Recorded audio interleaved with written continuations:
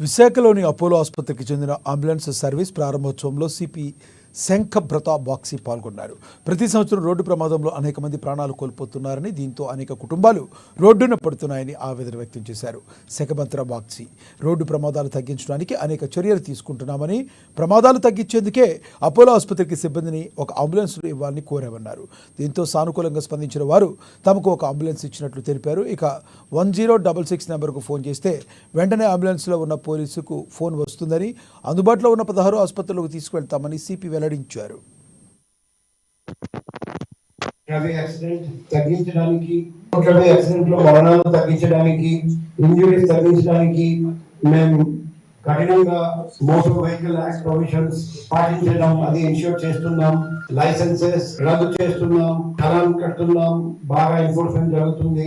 కానీ ఇప్పుడు కూడా యాక్సిడెంట్స్ జరుగుతున్నాయి, మరణాలు ఇంకా ఆగలేదు. సో డాక్టర్ గా నాకు తెలుసు, ఒకసారి యాక్సిడెంట్ జరిగితే వెంటనే సిపిఆర్ అవసరం ఉన్నప్పుడు సిపిఆర్, కార్డియో పల్మనరీ రిససిటేషన్ ఇవ్వడం, తర్వాత వెంటనే ఫాస్ట్ ఎయిడ్ ఇవ్వడం.